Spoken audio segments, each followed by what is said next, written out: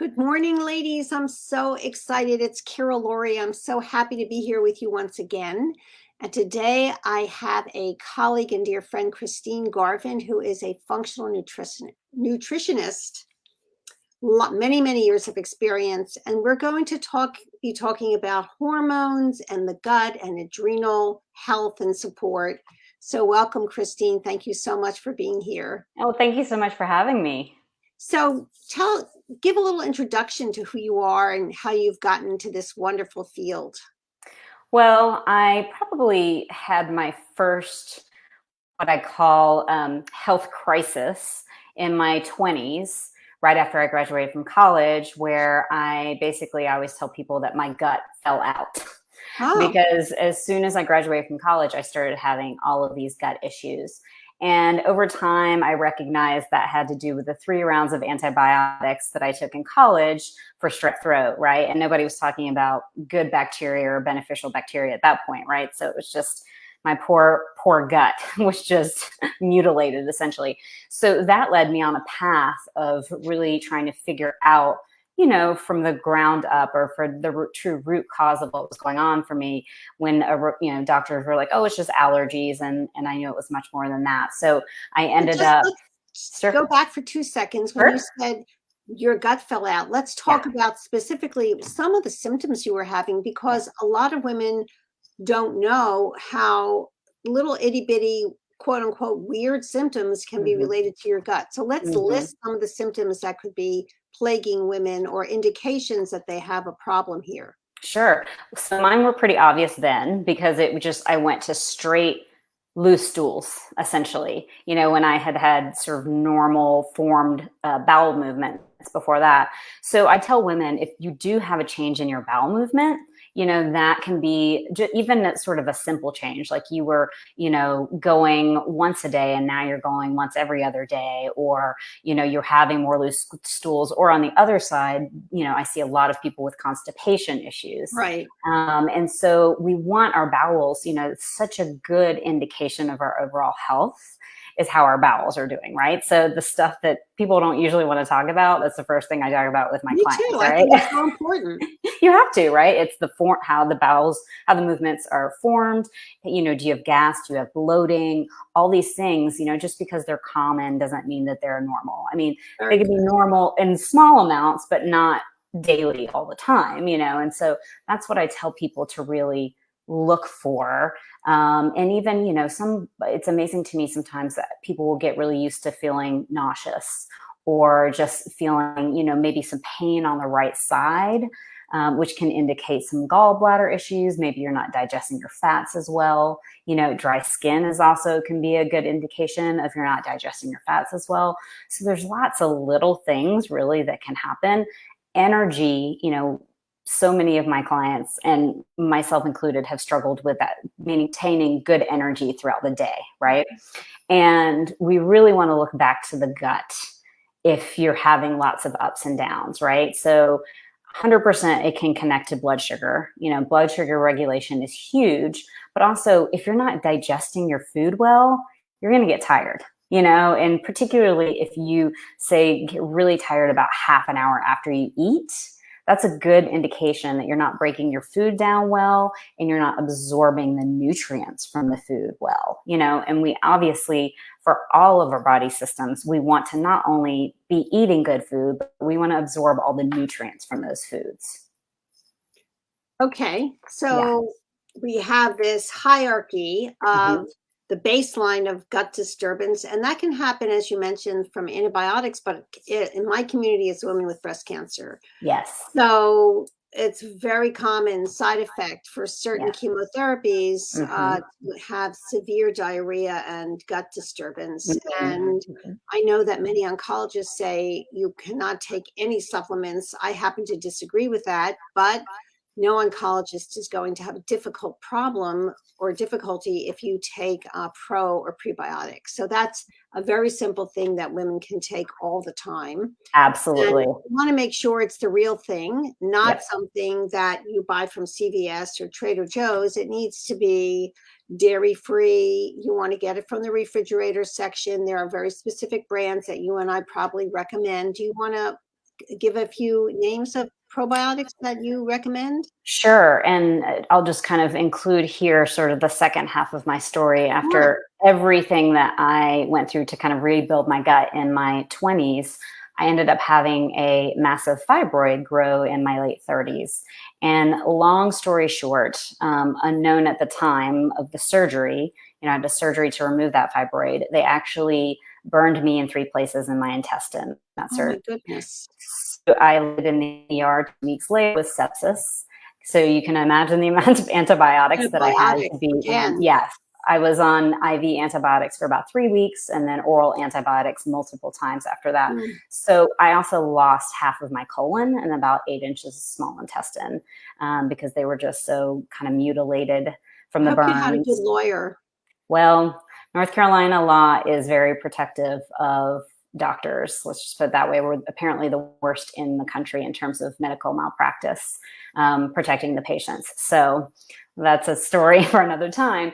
But anyways, I had an ostomy for about 6 months, and then I was lucky enough to get a reversal. And I know probably, some people that have dealt with cancer, probably more when it's ovarian Colon cancer or cancer. yeah, exactly. Colon cancer, you have ostomies. But anyways, I, was lucky enough to have the reversal. And then this really brought me back to the health work I did in my 20s. I had, gone into dancing after getting my master's in holistic health education and nutrition educator certification in my 20s. I ended up being a dancer for most of my 30s. This brought me back around. Oh, And nice. yeah, and I decided, I really wanted to do, I wanted to know why I had a fibroid in the first place. I wanted to obviously be able to heal my gut in ways that just going to the gastroenterologist wasn't going to do for me, So I did a lot of functional training at that point through Restorative Wellness Solutions. I also did apprenticeships. And one of the biggest things, obviously, is to get that good bacteria in there after you have just had so much of the antibiotics going through your system. So one of my favorites is actually Megaspore Biotic, which is a spore-based probiotic. Right. Yes. Yes. Microbiome Labs, right? Yes, exactly. And that really, and I kind of, shout it from the rooftops because it really helped me after, all of those surgeries where I just had loose stools consistently because I was missing half my colon. And it really helped to refirm up my stools and really helped to move, just repopulate my colon in a big way. I'm also a fan of shifting and doing different probiotics. Me too. I always say to people, first of all, ladies, I just want you to know I will post the links to purchase these products when we're done with the interview. But I also feel like you want to alternate 1 month on product A, another month on product B. So I'm so happy to hear you say that. What's another company that you think is really good? I love Designs for Health. Their ProBiomed is a really good one. And that one, I believe that one is refrigerated. I don't remember off the top of my head, but they have a great one. And then Metagenics Ultra Flora, especially if you deal with loose stools, that's another great one. And as you said, rotating them, we don't want the same strains of bacteria kind of coming into our system and overpopulating, because good bacteria can actually become bad if there's too much of it there, right? And we want to be able to feed. I mean, there's still so much that we're learning about the microbiome that we don't even know yet exists, right? So we want diversity, just like as much as we can diversity in our diet. Eating prebiotic foods too can be really helpful to repopulate that gut. As you mentioned, what are prebiotic foods? Let's talk about that. So green bananas is a pretty easy one for a lot of people, right? So when they're not quite ripe yet, they're actually going to be chock full of prebiotics.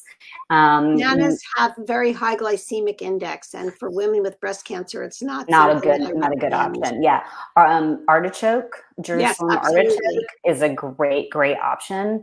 Garlic, onions. Some of these basics that, can, for most of us, can be part of our diets on a daily is going to be a great, easy way to get them in. Some people do need additional prebiotics where what about fermented foods? Yeah, so you're getting some of the prebiotics from that for sure. I think of that as more a dense probiotic source, but you're certainly getting some prebiotics there too. Absolutely. Yeah. So if you do need additional, I find in some cases where I do stool testing, and when we see really low beneficial bacteria, we have to, there's certain things we have to do, but at some points bringing in some prebiotics, like, a supplement can be really helpful. Like Microbiome Labs has a prebiotic that they do. But I always say start with foods first, particularly if you're not, consuming many of these foods, like try bringing them in more. And then, of course, I have to always tell people, because I still deal with this myself, the way that we eat is so important. Nobody ever talks about this. I'm so happy you're mentioning it. Let's go into detail, because a lot of people. Yes. Right? Yes. So we eat watching, something on our computer or doing some work, or we eat when we're driving somewhere, or we're eating just kind of, standing in the kitchen sometimes. Reading something unconsciously, Exactly. And, so many of the issues that we have right now are our disconnection from our natural way of doing things, the way that our bodies and nature worked together for all of human times, that have changed, in recent times. And one of the things that we did for most of human time was gather together, right, and eat our meals together in community. So not everybody's going to be able to do that. I'm single, I don't always have community, but really sitting down with myself. And this is a big, perfect, easy way to get into your parasympathetic nervous system, which is when you're going to digest your food better, right? Take 3 deep breaths before you start eating. Just sit down. It takes 3 seconds, literally. Exactly.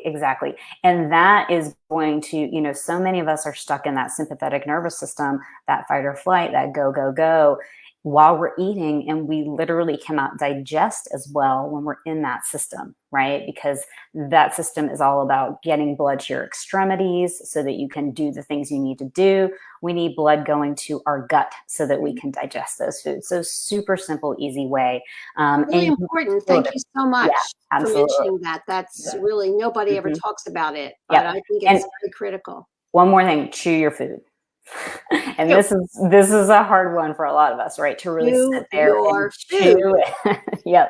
Not just gulp and swallow. And what happens, I think, when you sit down and you take those 3 breaths is you eat less. 100%. Because Absolutely. you get in touch with your fullness. How much you need, right? Absolutely. Yep. 100% agree. Yeah. So, those are really free, easy ways to support your digestion instead of, some of us definitely need certain supplements to help and all of that, but start with those first and see how far it takes you. Because, I believe our bodies really, they want the best for us. They want to heal, right? And so if we do these pretty simple things to help take care of them, they will take care of us in return. That's a beautiful way of putting it. So you've had quite a journey, and I just want to acknowledge and admire your mindset. Yeah, I think the good thing about going through my first health crisis in my 20s, which is not a fun time, right? You're in your 20s. I was living in San Francisco. I wanted to do all the things. I know what it's like to live in San Francisco in your 20s. Exactly, right? You just want to have fun. And I was faced with this health issue that I had to tackle, and it was really tough then. And it really took me on this path of, going to school to learn more. I'm so grateful for it now. But at the time, my mindset was definitely not in a good place. But I recognized over time, as I worked on sort of the emotional components, the mindset components, that's what really made the biggest shifts in my health. Can we talk about that a bit? Because I think for the work I do with my community, no one is ever talking about how critical emotional trauma recovery and acknowledging that there was trauma, number one, and then what do I need to do to recover from that? And then mindset. because when you have any type of chronic illness, whether it's gut disturbance or hormone imbalance or breast cancer or colitis or Hashimoto's, and you're on a functional medicine, really healing root cause path, you need to take supplements. You're choosing to take supplements. You're choosing to juice. You're choosing to eat a certain way. And if you don't get into the right mindset, it's just going to be, oh, I have to take these supplements. I hate them. I'm just going to skip it. And then the next thing you know, you've lost steam. Yep. And so we need that mindset to keep us consistently showing up with whatever we're choosing to do. So how did you work with your mindset? Because women need to hear that. I love talking about this, and I tell every single client that comes to me. Actually, I just met with a new client yesterday, and I was so excited because she's already been doing all of this work with her therapist. And I said, that's just going to get a leg up on what we're going to do from what I call the physical standpoint, right? The diet, the supplements, the lifestyle, and all of those things. But I want to go back to how you put it, doing the trauma work, like recognizing the trauma and then mindset, because I believe a lot of times people want to jump to the mindset, and you can't jump to the mindset if you haven't dealt with the underlying trauma, right? And so obviously, the women listening now, like having breast cancer is trauma, I mean, having gone through chemotherapy, all of these things are trauma. And that is on top of, the big traumas or little traumas, they call big T or little t traumas, that happen when we were kids, that set up our system in a particular way, because as a kid, you can't, your frontal lobe hasn't, developed yet. You can't understand why certain things happen. So you just take them on, even if it's not something that we as an adult would necessarily consider a trauma. But you take it on, and then that plays into the patterning that's going to continue to happen in your life, right? So I'm a huge believer in therapy. I've done a lot of therapy myself. I really like somatic therapy. I think talk therapy can be great and is often a good place to start. Absolutely. But getting into that somatic therapy where you really, they say the issues are in your tissues. And so you're working with your body, which has this memory and remembrance of things that we don't necessarily have up here. And so working with a really skilled, trained therapist who understands working with trauma can be life-changing. And then once you're able to sort of peel those layers away and really start to kind of process some of that old stuff, then the mindset piece is what can really come in more naturally, in my opinion.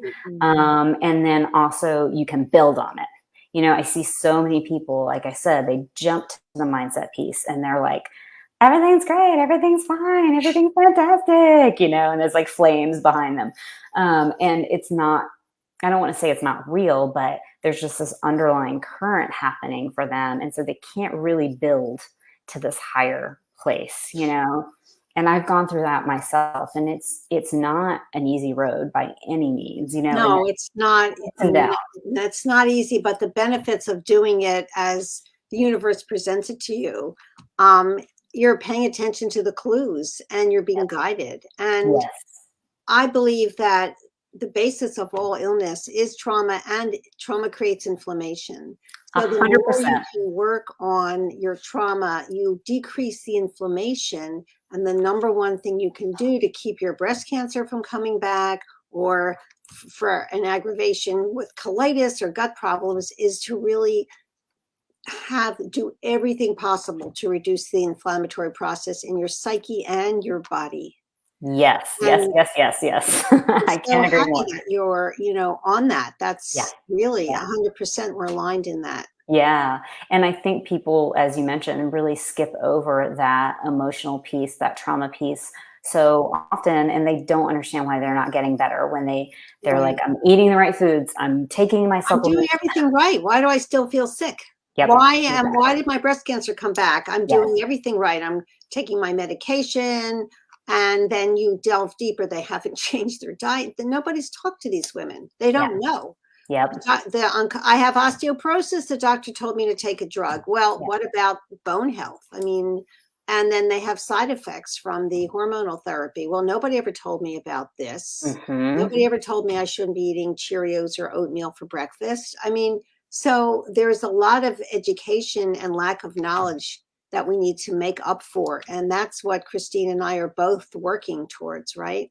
Absolutely. And, it's so hard, as you mentioned, things like Cheerios and oatmeal. Oh my That's, goodness. if you are in the hospital at all, you Oh probably my got fed goodness. that. My husband was in the hospital and I was there, thank God. And they brought him food, which he never has eaten since we've been married. And I called and I said, what do I need to do to this? I can't feed this to him. So it was like vegetarian. I just went, and even then they gave just I started bringing food in Yes. From home. It was alarming. Absolutely. It's very good to have an advocate when you are in the hospital Yeah. on a lot of levels. But yeah, I mean, it's so scary because, as you mentioned, probably some of the women listening today, when they were in the hospital or when they were doing, dealing with different things with their doctors, they were saying, oh, yeah, eat these foods because there's so much involved, right, with contracts with hospitals and doctors and things like that, where the doctors haven't been trained in nutrition, right? That just the doctors don't have anything to do with the nutrition department. That's not their department. They come in, they see the patient, they give drug recommendations, and they chart and they leave. Right, They're absolutely. not connected to any part of their lifestyle, or maybe they refer for social work, but yeah. And even, sometimes, I mean, I've met some great registered dietitians that are, on the cutting edge, but a lot of times registered dietitians, even that work within the hospital system, their hands are tied. They can't really say anything off of sort of the, traditional approaches, which are, as you have spoken of, high glycemic diets. I mean, mocha mix. Yes. I have diabetes. I'm doing mocha mix. It's fine. Yeah. I mean, giving Diet Coke instead of Coke, Somebody say that to me. I'm not giving out my mocha mix. I went, okay, I'm not the practitioner for you. Right. And that's a huge, huge hurdle to overcome, because what is being told is nutritious or guided in the direction isn't really what we know. If you are into functional nutrition, functional medicine, what we understand is actually very, healing for the body.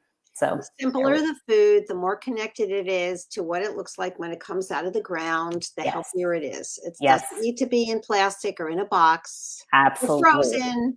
Absolutely. Or have cheese all over it. Yep. I just did an interview with a practitioner the other day, and it was illuminating for me. And I think I know a lot about, plastics getting into our water and things that. But she talked about, I never even thought about. It wasn't Laura Adler, but I have had her on the podcast too. So she talked about, just when we buy our food, most of the time, even if it's fresh or it's vegetables that are frozen, that's in plastic, right? And that plastic seeps into the food. Let's talk about this. This is very important. I used to buy an organic salsa that I loved.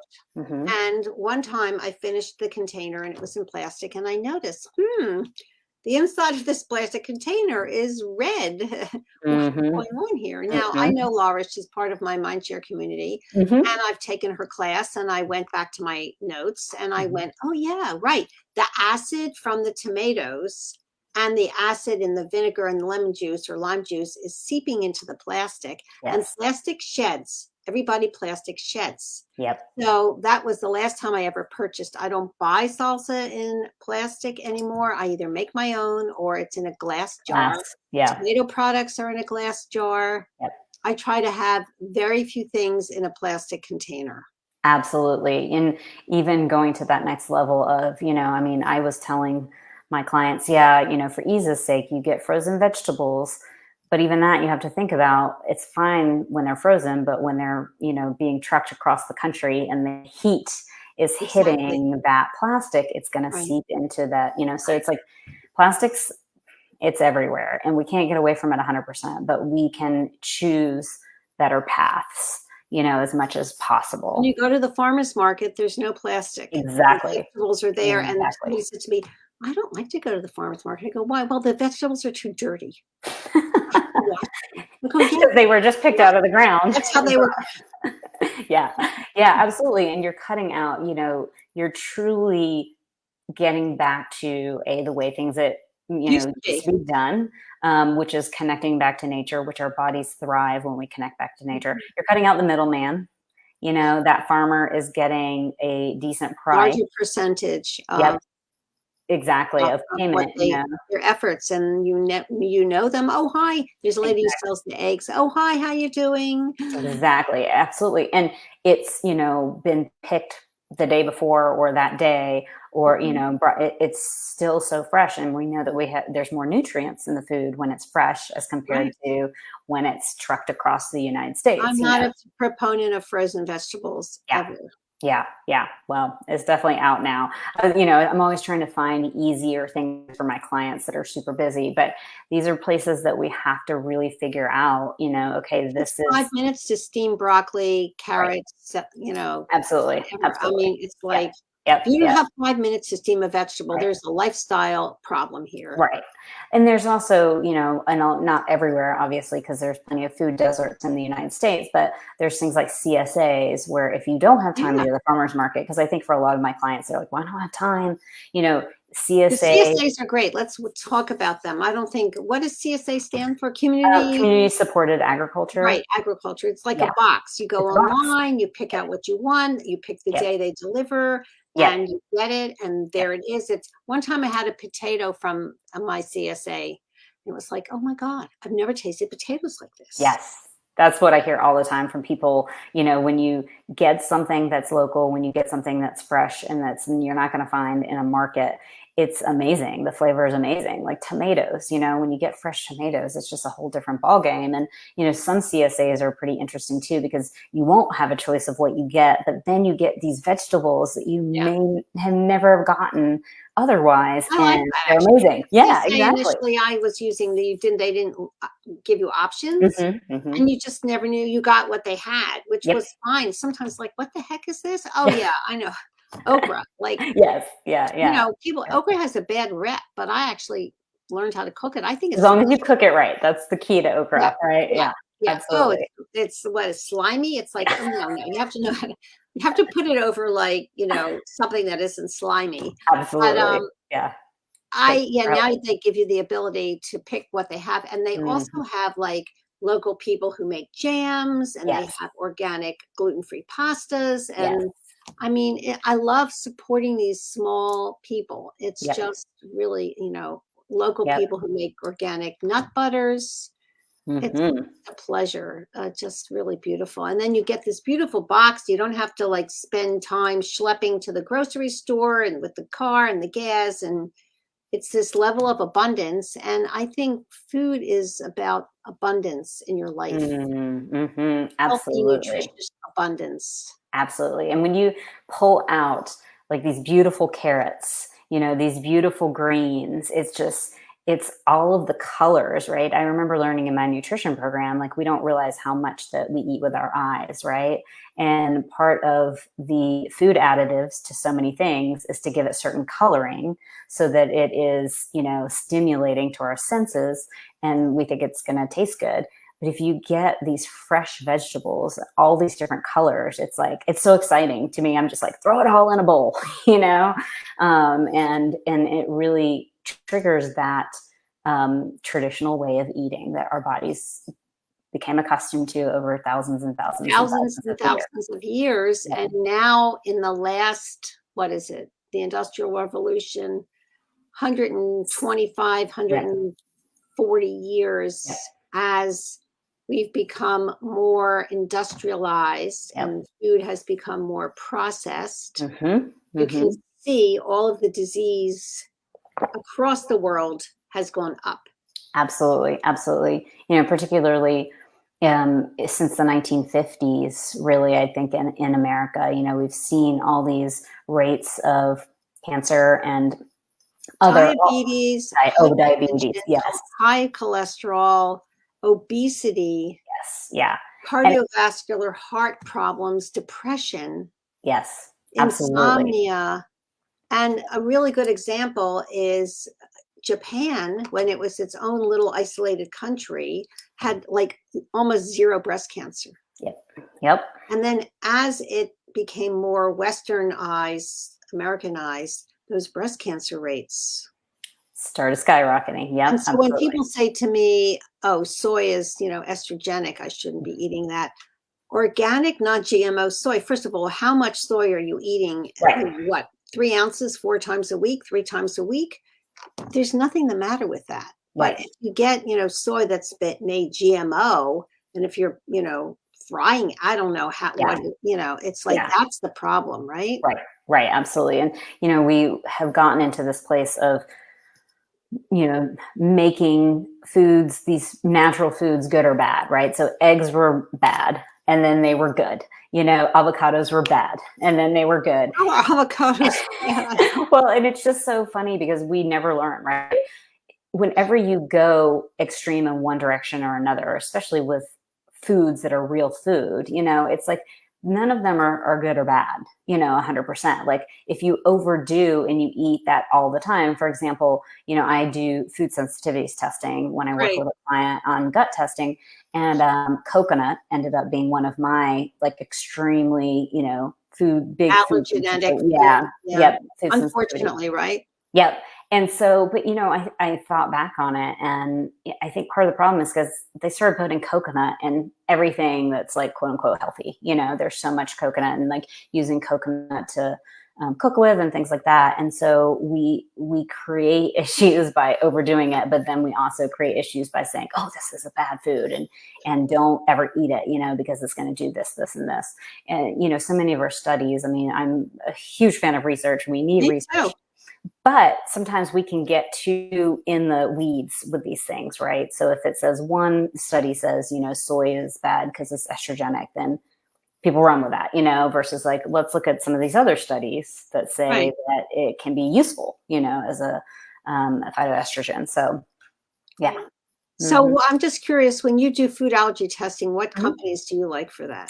So I primarily use the MRT from Oxford Biomedical, I believe is the lab. So MRT stands for mediator release test. And it looks at sort of what they call endpoint testing, right? So instead of just looking at IgG or IgM, it looks at the cellular reaction. So we see sort of a bigger immune system. Just basically, if you have an immune system reaction, it's going to show minus IgE. It won't show.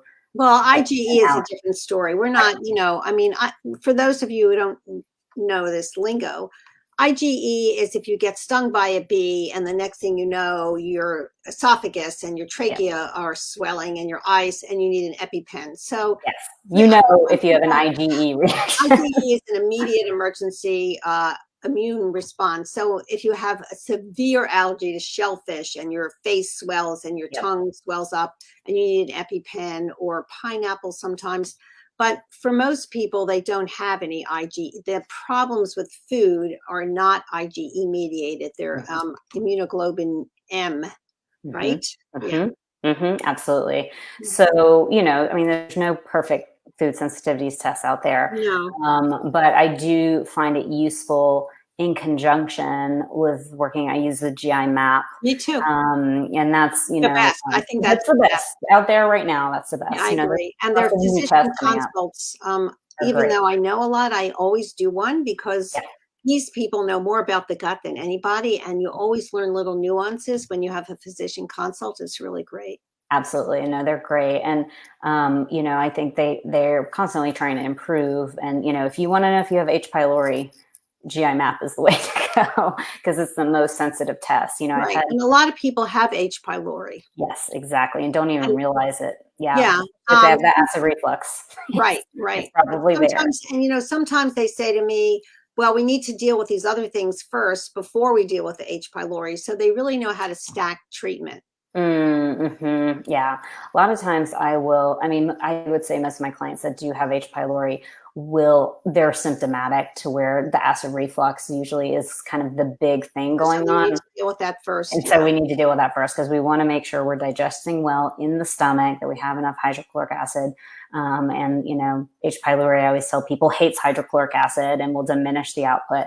So we want to really heal up that stomach so that everything is going to work better once it gets to the small intestine and the colon and everything else. But what I also love about the GI map is that it gives that, that intestinal health section, really tells us kind of from top to bottom how things are going. So we know, okay, this is the places we need to support. Right. I think every woman who's had some form of breast cancer treatment, maybe a month or two, whenever the active form of that is over, I would love to do a GI map on all of you ladies. Yes. Okay? Yeah. I think it's, when there's hormone issues, I definitely, starting with the gut is so key. And one of the things that's particularly helpful with the GI map is it does show the beta glucuronidase enzyme, right? And so that's what that is, because women don't know. Yes. Normal people don't know what beta glucuronidase is. Yes. So it's an enzyme that is in our colon, and basically what it does is, this is going to be kind of a big word, but it deconjugates what the liver has worked so hard to conjugate in terms of your estrogen metabolism or detoxification. So basically your liver is like working hard, making sure that estrogen is made water soluble. Right. And then it makes its way, via the bile, out of the gallbladder and through the small intestine into the colon. And then beta glucuronidase, if there's too much of it going on, can come in there and just kind of, I think of it as almost like a snipping, right? So that allows that estrogen to recirculate into the system. And then, unfortunately, you have higher levels of estrogen in the body. And, I'm sure you cover all of the ways that estrogen can, unfortunately get high in the body. But then the liver has to re-metabolize that estrogen once again. So we want the excess estrogen to be excreted, absolutely find and be excreted. Actually, park the car in the parking lot and get out. Get it out. Right. We want it going right out your bowel movements, which is such the other important part of having at least once a day bowel movements, especially if you've had any estrogen issues. Although I haven't had breast cancer, fibroids are an estrogen issue. So I am constantly checking in with how I am metabolizing my estrogen via my liver, and then seeing how that beta glucuronidase number is doing to make sure that it's moving out. You're doing the Dutch hormonal panel? I do. Yes, I use different tests depending on what the client's needs are, but I would say a good majority of my clients are, have fibroids or ovarian cysts. They're in that perimenopausal time of life where these things are more common. So I want to run the Dutch so I can see how that estrogen detox is doing, the phase 1 and phase 2, which the Dutch is the only test really that gives us that. I agree. But women, for ladies who are hearing this, if you're on aromatase inhibitors or tamoxifen, it's not a valid test. So I don't waste anybody's money for that. That makes sense. I have multiple conversations with the physicians at the Dutch company, and we're not wasting your money. Unfortunately, we can't do that. Yeah. And it's important to know, right? It's important to know if you're taking something that's going to change the test results. It's tough with some of my clients that are on bioidentical hormone therapy because it doesn't always show up on the test. You still have a foundation of what they're doing with what they're taking, right? Yes. We're not going to get into the conversation of my opinion about bioidenticals right now. I was like, I figured, totally understand. Not doing that. Good conversation. Christine, thank you so much. We're so much in alignment with how you work, and so if women and your approach and everything, how does my community find you? So my website is a great place to start. It's christinegarvin.com. And I have information about working one-on-one with me there. I also do self-guided and live group programs. The next live group program will actually happen in the new year, but we have some good self-guided ones and some starters if you want to kind of get to know me a little bit better. That's a good way to do that. Also, I'm on Instagram, and that's at Christine Garvin. That's a great place that I just kind of that's my hub, I guess, of putting out a lot of information about gut health, about hormone health, and other things we've talked about today, including, your emotional, spiritual, all of that, and how it all connects. It all works. It's all connected. And thank you so much for taking time out of your busy day to be with me and my Wonderful community. Ladies, it's Carol Lourie, and this is just one of the many guest experts. I'm so happy to share with you my community, and have a lovely day. And this is Carol Lourie signing off for now with Christine Garvin, and there'll be more later. Bye for now. Thanks so much. Bye-bye.